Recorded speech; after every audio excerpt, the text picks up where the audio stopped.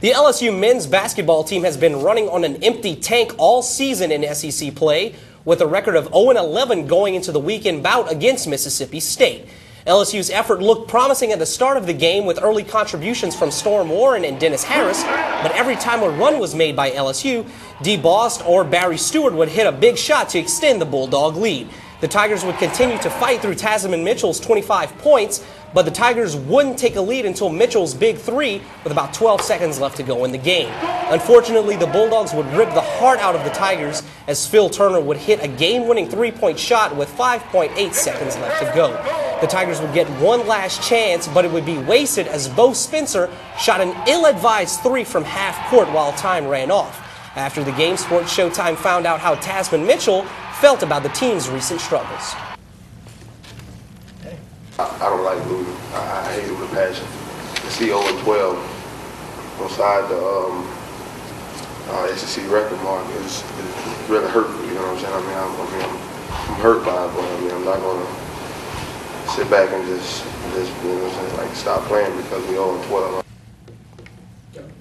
And to our pleasure, Jason Template, our resident basketball expert, has strolled on into the studio, and he's going to help us understand the struggles that Trent Johnson and his squad have been going through. I'm going to try. It's tough. It's kind of tough. It's kind of tough. 0-12 is kind of hard to defend. But Jason, everything looked like it could have gone right for the Tigers on Saturday.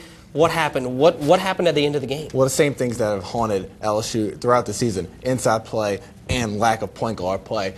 They let Jarvis Varner dominate the game inside and out on both ends of the court as well for Mississippi State. He got all of his 7 blocks and most of his 14 points in the second half. He was incredible. Storm Warren was very, very cautious with 4 fouls down the stretch guarding Varner. Trent Johnson made a bad decision by keeping Warren on Varner, one of the great players in SEC. LeVar Johnson heated up as well, going 4 from 10 beyond the arc. Bo Spencer's double team on D. Boss that left Phil Turner open for the game was critical. I know Drake, Bo Spencer looks a lot like Drake, but he's definitely not the best we've ever had at point guard at LSU. True that, Jason. Well, we had a lot of good last season, made a run into the NCAA tournament.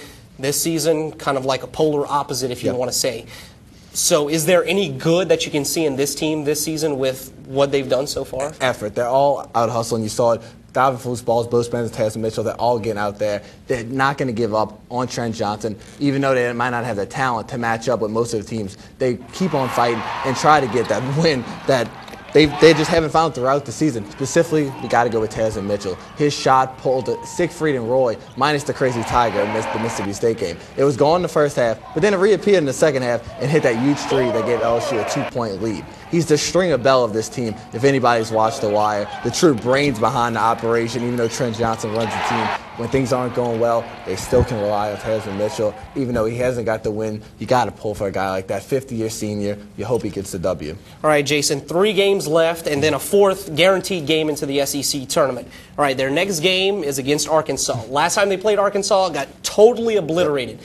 Do you think they have a chance to kind of right the ship and do well in this game? Well, they have a chance. Arkansas is not a great team, but I would say no. That was a tough loss they suffered against Mississippi State. Tough to get over. Arkansas needs this win a little more, and John Pelphrey still has the Dundee Award for whitest sneakers in the SEC. Pam Beasley had it in the office. Give it to John Pelphrey, the whitest sneakers, even though that has nothing to do with basketball.